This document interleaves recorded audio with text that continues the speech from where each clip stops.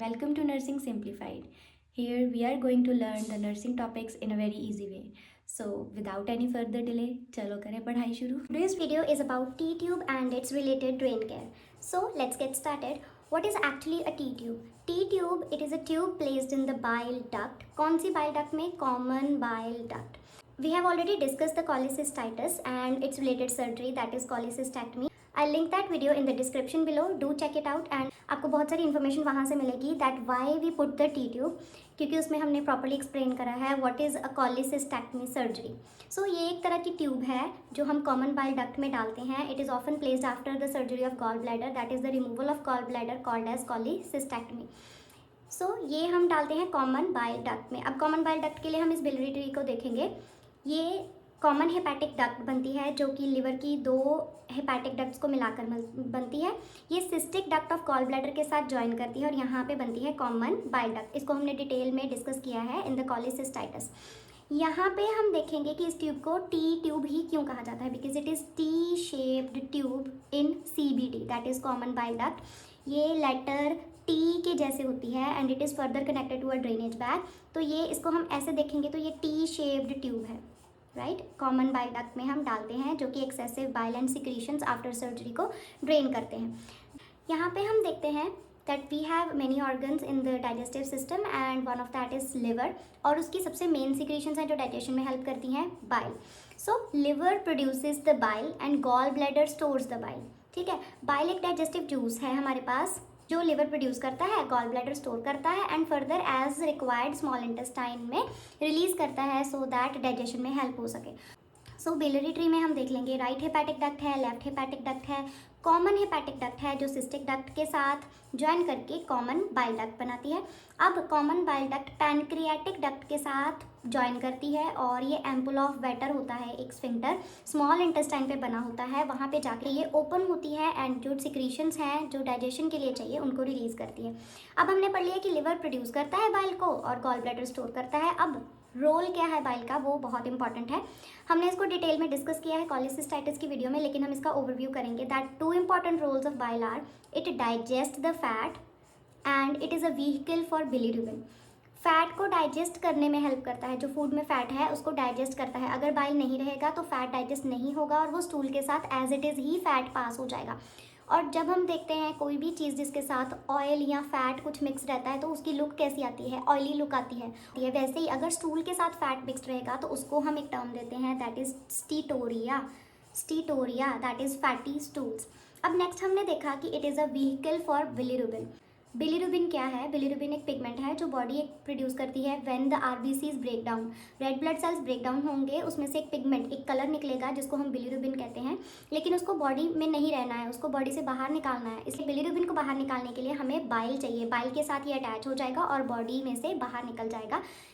अगर बिलीरुबिन बाहर नहीं निकलता तो उससे भी कुछ इंपॉर्टेंट सिम्टम्स आते हैं, जैसे कि जॉन्डिस होने लगता है, पेशेंट की कुछ सिक्रीशंस में येलोइश कलर आने लगता है जैसे यूरिन हो गया, ठीक है. और कुछ में से ये गायब होने लगता है जैसे कि स्टूल, क्योंकि इसने बाहर निकल के स्टूल को कलर देना था तो स्टूल में से कलर गायब हो गया तो स्टूल जो है वो क्ले कलर्ड स्टूल्स हो जाएंगे.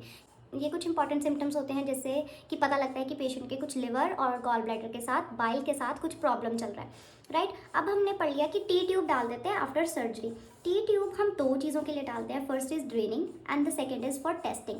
अब ड्रेन करना है, क्या ड्रेन करना है? जो एक्सेसिव चीज़ें आ रही हैं उसको निकालना है. टेस्ट करना है क्या कि कुछ प्रॉब्लम तो नहीं है. बाहर से हमने एक ओपनिंग क्रिएट करके उसमें एक ट्यूब इंसर्ट कर दी, वहाँ से हमें एक्सेस मिल जाएगा. हम कभी भी उसको चेक कर सकते हैं थ्रू कुछ स्कोप्स चेक कर सकते हैं, इंस्ट्रूमेंट चेक कर सकते हैं, डाई डाल के चेक कर सकते हैं कि कुछ प्रॉब्लम तो नहीं चल रही है. अब हम पढ़ लेते हैं इसकी इंडिकेशंस क्या है. टी ट्यूब डालने की इंडिकेशंस क्या है, कब कब हम डालते हैं. cholecystectomy हमने पहले भी डिस्कस करा. जब हम गॉल ब्लैडर रिमूवल कर देते हैं तो वहाँ पे कुछ आफ्टर सर्जरी सिक्रीशंस रहती हैं, ब्लड रहता है, एक्सेसिव बाइल रहता है, जिस एक्सेसिव चीज़ों को ड्रेन करने के लिए हम ये ट्यूब डाल देते हैं और उसके साथ एक बैग अटैच कर देते हैं. और हम देखते हैं कि आफ्टर सर्टन डेज जब एक सिक्रीशन पर्टिकुलर अमाउंट पे आनी शुरू हो जाती है या बंद हो जाती है तो as per the doctors orders हम उसको रिमूव कर देते हैं सो दैट हमें पता लगता है कि अब इसका प्रोग्नोसिस गुड हो गया, right. Next is bile duct exploration. अब हमने देखा कि हमने ये टी ट्यूब यहाँ कॉमन बाइल डक्ट में डाली है, राइट. तो हमें ये एक्सेस मिल गया. हम इधर से इंस्ट्रूमेंट स्कोप्स या कैमरास डाइज इंसर्ट करके हम ये बाइल डक्ट की एक्सप्लोरेशन देख सकते हैं. हम चेक कर सकते हैं कि अंदर कुछ ऑब्स्ट्रक्शन तो नहीं है, गॉल स्टोन तो नहीं है. हम बहुत चीज़ें यहाँ से चेक कर सकते हैं। देन आफ्टर लिवर ट्रांसप्लांट, अब हमें पता है कि लिवर जो है वो बाइल बनाता है, राइट। तो अब अगर हम लिवर ट्रांसप्लांट करेंगे तो उसमें बाइल प्रोडक्शन का जो सिनेरियो पहले बॉडी में चल रहा था वो भी कुछ हद तक चेंज होएगा। अगर हम इसको ट्रांसप्लांट करें, ये लिवर की जगह हम न्यू ऑर्गन लगा रहे हैं, तो वो बॉडी को एडजस्ट होने में टाइम लेगा। बाइल प्रोडक्शन कैसे कर रहा है वो, उसमें भी चेंजेस आएंगे। तो उस केस में हम इस चीज़ को मैनेज करने के लिए एक टी ट्यूब डाल देते हैं, ड्रेनेज बैग उसके साथ अटैच कर देते हैं, सो दैट बॉडी अपना लिवर ट्रांसप्लांट के बाद एडजस्टमेंट कर सके। ऑलराइट, देन हम करेंगे मोस्ट इंपॉर्टेंट पार्ट जो हम इस वीडियो में डिस्कस करने वाले हैं, that is the drain care. तो हम इसमें डिस्कस करेंगे कि इम्पॉर्टेंट नर्सिंग केयर क्या है। जो नर्सिंग केयर है वो उस ड्रेन के रिलेटेड है, उस ट्यूब के रिलेटेड है जो हमने पेशेंट में इंसर्ट करी है, वहाँ पे इन्फेक्शन ना हो जाए, उसको कैसे मैनेज करना है प्रॉपरली, वो हम इसमें डिस्कस करेंगे। उसके लिए हमने निमोनिक बनाया है बाय द वर्ड ड्रेन। तो इसका एक एक लेटर लेंगे और हम फर्दर इसके रिलेटेड पॉइंट्स डिस्कस कर लेंगे। So first letter is D. D से है ड्रेनेज बैग। अब जो ड्रेनेज बैग लगा हुआ है, यहाँ पे ट्यूब डली है, ये एब्डोमेन है पेशेंट का, यहाँ पे ट्यूब डली है, ये उसके बाहर ट्यूब है, ड्रेनेज बैग यहाँ लगा है।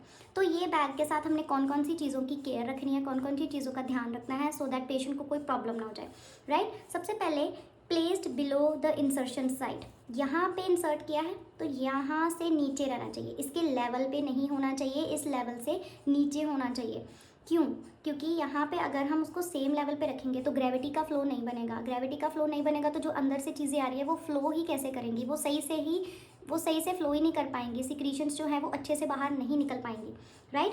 देन मेन इंपॉर्टेंट पॉइंट है एट और बिलो द वेस्ट लेवल। अगर हमने इसको बिलो रखना है, इस लेवल पे नहीं रखना, उसके नीचे रखना है, तो कहाँ?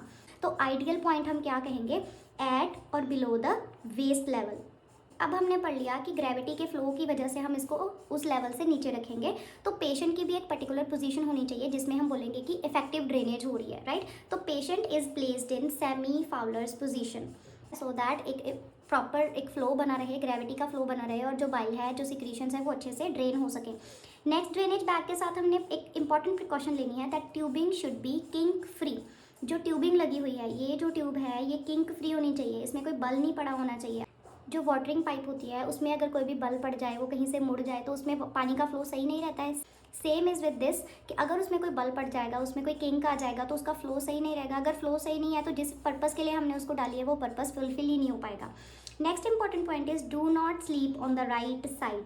अब हमें पता है जो लिवर है वो पेशेंट की राइट साइड पे है, गॉल ब्लैडर उसके नीचे है, मतलब राइट साइड पे है, तो वो ट्यूब भी राइट साइड में ही डली हुई है, पेशेंट के एब्डोमेन के राइट साइड में डली हुई है। तो उस साइड, जिस साइड ट्यूब है उस साइड पेशेंट को नहीं सोना है। पेशेंट को प्रॉपरली एजुकेशन देनी है कि आपको इस साइड नहीं सोना है, क्योंकि अगर वो वहाँ पे सोएगा तो उस पॉइंट पे प्रेशर आएगा और वो प्रेशर जो है वो ट्यूब में ऑब्स्ट्रक्शन क्रिएट कर सकता है, फ्लो सही से नहीं होगा। नेक्स्ट इज, जो बहुत ज़्यादा ज़रूरी है पेशेंट को एजुकेट करना, that secure the bag while ambulation. Patient को सर्जरी के बाद एम्बुलेट करने के लिए बोलते हैं, चलने फिरने के लिए बोलते हैं, सो दैट रिकवरी सही से हो पाए। लेकिन जब वो पेशेंट ट्यूब के साथ चलेगा, उस ड्रेन बैग के साथ चलेगा, तो उसको बताना है कि ये बैग को आपको प्रॉपरली सिक्योर करना है, सो दैट एम्बुलेशन में ये ट्यूब, ये बैग इधर उधर डिसलॉज ना हो जाए। क्योंकि अगर वो ट्यूब या तो अंदर की तरफ डिसलॉज हो गई या बाहर की तरफ डिसलॉज हो गई तो पेशेंट को प्रॉब्लम होगी। अंदर की तरफ जाएगी तो अंदर के ऑर्गन्स को डैमेज करेगी, अगर बाहर की तरफ आएगी तो बाहर निकल गई तो उस ट्यूब का कोई फ़ायदा नहीं रहेगा, वो प्रॉपरली ड्रेन नहीं होएगी, वो अपनी जगह से हिल जाएगी, राइट।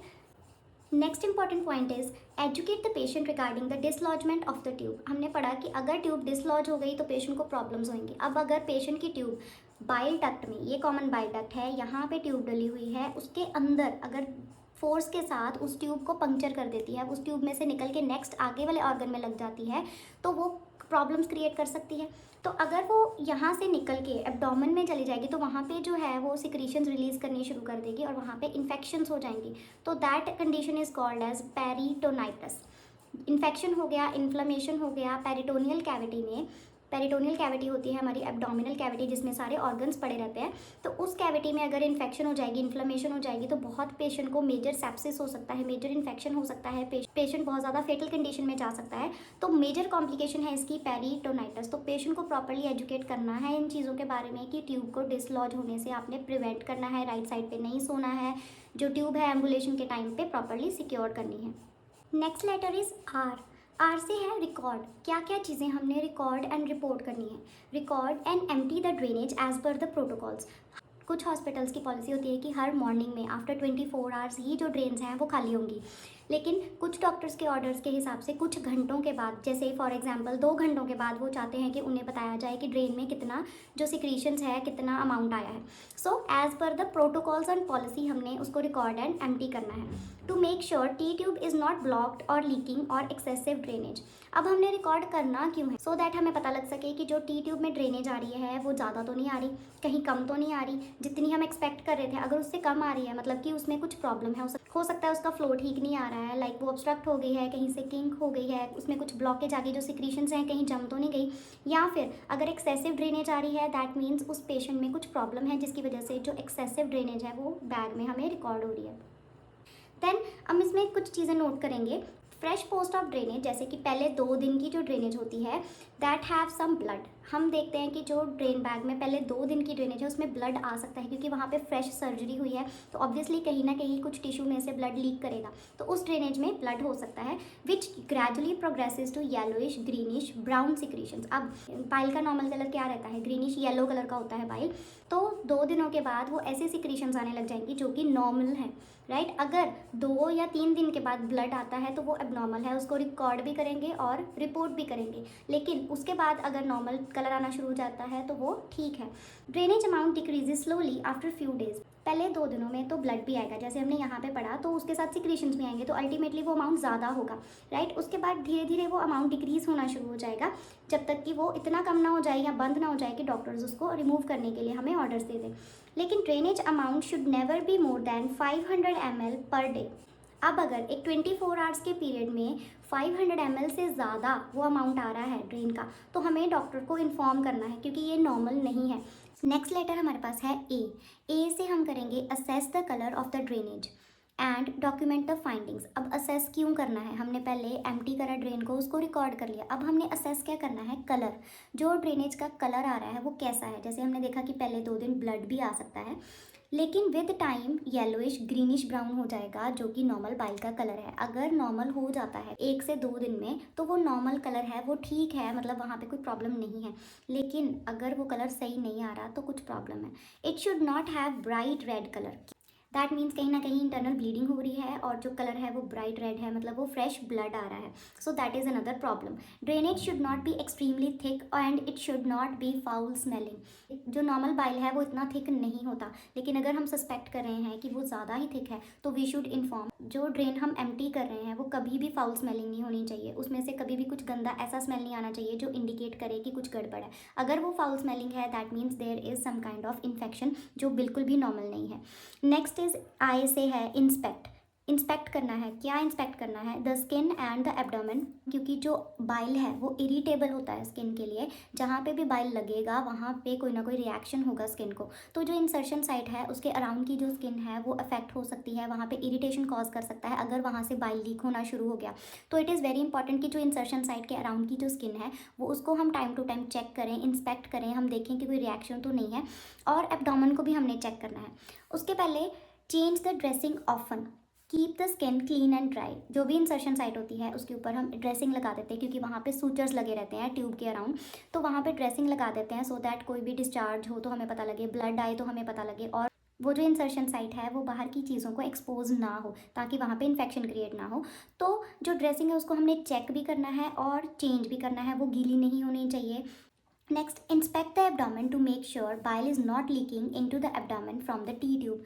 जहाँ पे टी ट्यूब इंसर्ट करी गई है वहाँ पे हमने स्किन को चेक करते रहना है, और जो एब्डोमेन है उसको भी हमने ध्यान में रखना है क्योंकि अगर जो टी ट्यूब अंदर डिसलॉज हो गई, उसने बाइल डक्ट को पंक्चर कर दिया, तो वो एब्डोमिनल कैविटी में, पेरिटोनियल कैविटी में फ्लूइड लीक होना शुरू हो जाएगा और वहाँ पे प्रॉब्लम्स होनी शुरू हो जाएंगी। कौन सी प्रॉब्लम्स होंगी वो हमने यहाँ पे भी डिस्कस करा था। पेरिटोनाइटिस हो जाएगा, अंदर फ्लूइड लीक करेगा पेरिटोनियल कैविटी में, वहाँ पे इन्फेक्शन हो जाएगी और इन्फ्लेमेशन होनी शुरू हो जाएगी, स्वेलिंग हो जाएगी। तो वहाँ पे हमें कैसे साइन एंड सिम्टम आएंगे? पेशेंट को एब्डोमिनल ब्लोटिंग हो जाएगी, पेशेंट फुल फील करेगा क्योंकि अंदर फ्लूइड भरना शुरू हो गया है तो उसको फुलनेस फील होगी। टेंडर टू टच होगा एब्डोमेन। वैसे एब्डोमिनल मसल्स जो है वो बहुत सॉफ्ट होते हैं, अगर आप टच करके देखो तो सॉफ्ट है, लेकिन अगर उसके अंदर फ्लूइड जमा होना शुरू हो गया तो वो जो एब्डोमेन है वो टेंडर टू टच हो जाएगा, हार्ड होएगा जब हम उसको टच करेंगे next is nausea and vomiting होगी पेशेंट को, क्योंकि पेशेंट अंदर जो बाइल लीक हो रहा है उसको टॉलरेट नहीं कर पा रहा है। और जो फीवर है वो इन्फेक्शन के साथ आएगा, बिकॉज बाइल पेरिटोनाइटिस हो गया है, एब्डोमिनल कैविटी में, पेरिटोनियल कैविटी में फ्लूइड लीक हो गया है, तो वो कॉज बनेगा इन्फेक्शन का, जिसकी वजह से फीवर आएगा पेशेंट को। And diarrhoea is another symptom of bile peritonitis. Next, the last letter of the word drain is N, तो इससे बनेगा need doctors orders to clamp और flush the T tube. Doctors के ऑर्डर्स के बिना mostly nursing procedures और nursing actions नहीं होते हैं। इसी तरह टी ट्यूब के कुछ चीज़ों के लिए भी हमें डॉक्टर के स्पेसिफिक ऑर्डर्स चाहिए रहते हैं, जैसे कि अगर पेशेंट की ट्यूब को फ्लश करना है या क्लैम्प करना है। अब what is flushing and clamping? तो फ्लशिंग क्या होता है, जैसे कि हम आईवी कैनुला को फ्लश करते हैं ताकि उसका जो ब्लड फ्लो है वो सही रह सके। अगर हमें लगता है कि आईवी कैनुला का फ्लो ठीक नहीं आ रहा, तो हम कोशिश करते हैं कि पहले आईवी कैनुला को फ्लश करके देखते हैं, राइट। सिमिलरली, अगर हमें लगता है कि टी ट्यूब के कुछ सिक्रीशंस जो है वहाँ पे जम गई हैं, फ्लो सही नहीं आ रहा है, बाइल का फ्लो कम आ रहा है, तो डॉक्टर अक्सर ऑर्डर्स देते हैं कि पेशेंट की ट्यूब को फ्लश किया जाए। लेकिन अगर ऑर्डर्स नहीं हैं तो हम फ्लश नहीं करेंगे। Another is clamping. तो ट्यूब को क्लैम्प कब किया जाता है और क्यों किया जाता है? जनरली ट्यूब को क्लैम्प करने के ऑर्डर्स हमें मिलते हैं before and after the meals.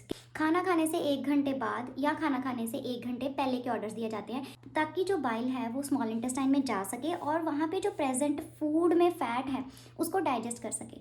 अगर हम 1 घंटा पहले खोलेंगे तो भी वो काम हो जाएगा, और 1 घंटा बाद खोलेंगे तब तक जो स्टमक में से फूड है वो काइम बन के स्मॉल इंटेस्टाइन तक पहुँचेगा और वहाँ पे बाइल की डिलीवरी हो जाएगी और वो जो फैट है वो डाइजेस्ट हो जाएगा। अगर हम क्लैम्प नहीं हटाते तो वो जो बाइल था वो लिवर से प्रोड्यूस होके सीधा कहाँ जाए जा रहा है? ड्रेन बैग में, क्योंकि गॉल ब्लैडर तो हमने कट कर दिया, तो उसको हमने दूसरा रास्ता कहाँ दिया? हमने रास्ता दिया ड्रेन बैग में। अगर क्लैम्प नहीं करेंगे ट्यूब तो बाइल जो है वो मोस्ट ऑफ द बाइल जो है वो ड्रेन के बैग में जाएगा, राइट। अब हमने यहाँ पे लगा दिया क्लैम्प, तो क्लैम्प लगने के बाद जो ड्रेन को सप्लाई जा रही थी वो बंद हो जाएगी और जो कॉमन बाइल डक्ट से सप्लाई है वो सीधी स्मॉल इंटेस्टाइन में जाएगी और वहाँ पे फूड को डाइजेस्ट करने में हेल्प करेगा। अब सेकेंड चीज़ है कि to check the patient's tolerance to clamping. अब हमने ये क्यों चेक करना है? क्योंकि पहले बाइल बन के लिवर से गॉल ब्लैडर में स्टोर हो रहा था और एज नीडेड ही वहाँ से रिलीज़ हो रहा था, एक्स्ट्रा बाइल रिलीज़ नहीं हो रहा था। जितना पेशेंट की बॉडी को डाइजेशन के लिए चाहिए, जब चाहिए तभी रिलीज़ कर रहा था गॉल ब्लैडर।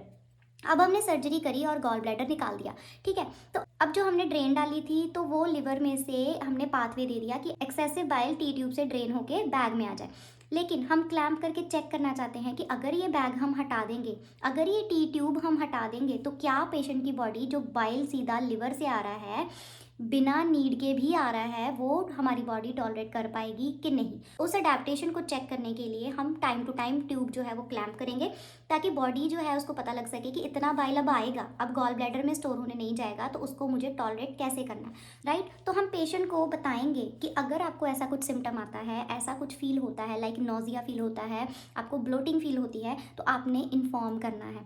और अगर पेशेंट कुछ ऐसा हमें रिपोर्ट कर रहा है तो हमें ट्यूब को अनक्लैम्प कर देना है। And it is very very important to inform the doctor, so that doctor को पता लग सके कि अभी पेशेंट जो है वो ट्यूब निकालने के लिए रेडी नहीं है। क्योंकि अगर हमने ट्यूब निकाल दी, हमने ड्रेनेज निकाल दी, तो वो सारा बाइल सीधा जाएगा पेशेंट की स्मॉल इंटेस्टाइन में और पेशेंट की बॉडी टॉलरेट नहीं कर सकती है। सो ये हमने इमीडिएटली डॉक्टर को रिपोर्ट कर देना है। So this was all about T-tube and its drain care.